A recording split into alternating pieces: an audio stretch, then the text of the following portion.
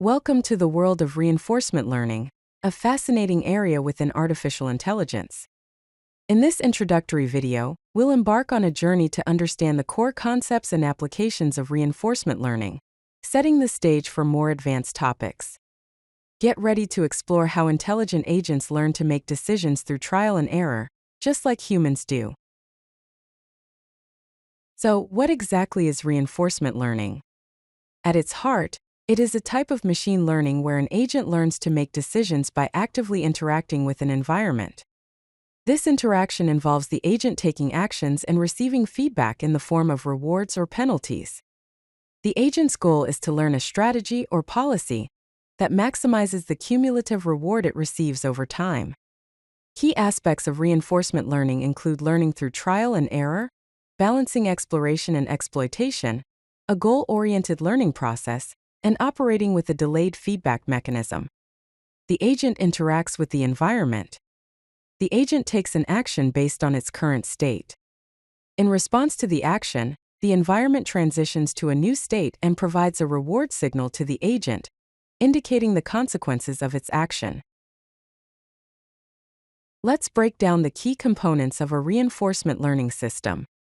First, we have the agent. This is the learner and decision maker. The agent interacts with the environment by taking actions to achieve specific goals. Second, there is the environment.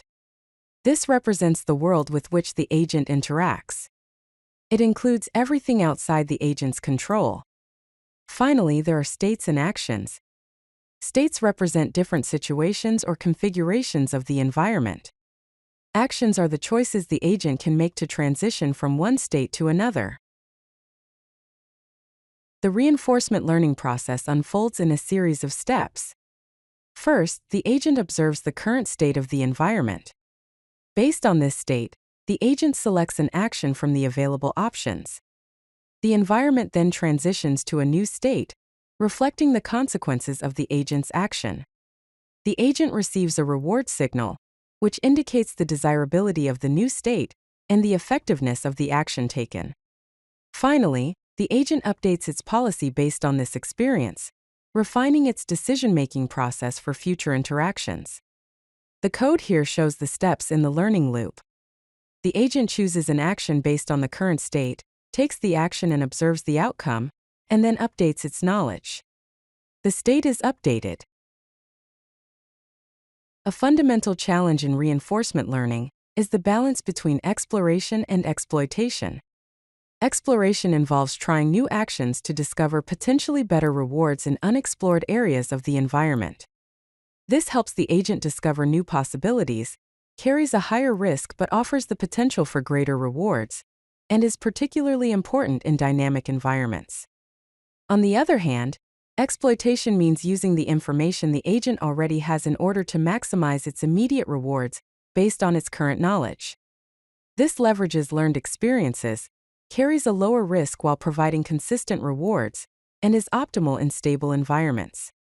A common exploration strategy is epsilon greedy, where the agent explores with a probability of epsilon. Exploitation is often implemented using a greedy selection strategy, where the agent always chooses the best known action.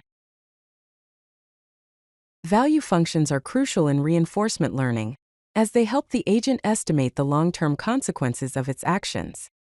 Value functions estimate the expected cumulative reward from a state or a state action pair, helping agents make optimal decisions. There are mainly two types of value functions. First is the state value function, denoted as V of S. This function estimates the total expected reward the agent can accumulate starting from a particular state S. Second is the action value function, denoted as Q of S, A. This function estimates the value of taking a specific action in a particular state S. Both value functions use a discount factor gamma to weigh future rewards, reflecting the idea that immediate rewards are generally more valuable than delayed rewards. These functions are updated iteratively through experience and learning.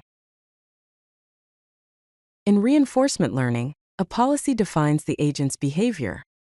It specifies how the agent chooses actions based on the current state. Policies can be broadly classified into two types: Deterministic and stochastic.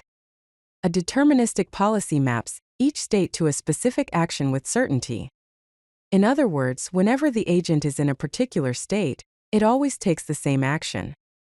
This type of policy is characterized by a direct mapping from state to action, no randomness in decision-making, and is optimal for deterministic environments. A stochastic policy, on the other hand, maps each state to a probability distribution over actions. Instead of always taking the same action, the agent chooses actions randomly, weighted by their probabilities.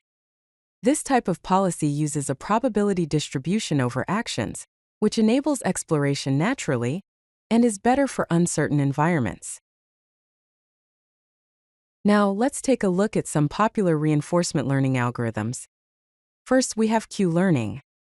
This is an off-policy algorithm that learns the optimal action value function independently of the policy being followed. It updates Q values using temporal difference and works well with discrete action spaces. Some of the use cases include gameplaying and navigation tasks. Next, we have SARSA. This is an on-policy algorithm that learns action values based on the action performed by the current policy. It is more conservative than Q-learning and is better for online training. Some of the use cases include robot navigation and real-world tasks. Then there is policy gradient. This algorithm directly optimizes the policy without maintaining a value function, using gradient ascent.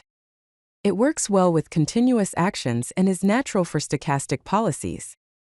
Some of the use cases include robotics control and continuous control tasks. Finally, there is DQN. This algorithm combines Q-learning with deep neural networks for handling complex state spaces. It handles high-dimensional inputs and uses experience replay. Some of the use cases include Atari games and complex visual tasks.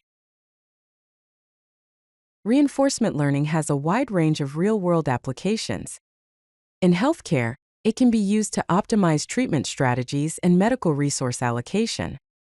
Some examples include personalized treatment plans, drug dosage optimization, and resource scheduling. In robotics, it can be used to teach robots complex behaviors and motor skills, such as industrial automation, autonomous navigation, and manipulation tasks. In finance, it can be used to optimize trading strategies and portfolio management. Some examples include algorithmic trading, risk management, and portfolio optimization. Despite its successes, reinforcement learning still faces several challenges. One of the biggest challenges is sample efficiency, as RL algorithms typically require large amounts of training data and interactions to learn effectively. Another challenge is credit assignment, which refers to the difficulty in accurately attributing rewards to specific actions, especially when there is a long delay between actions and their consequences. Finally, scalability remains a challenge, as the computational costs of RL algorithms can be high, particularly in complex environments with large state and action spaces.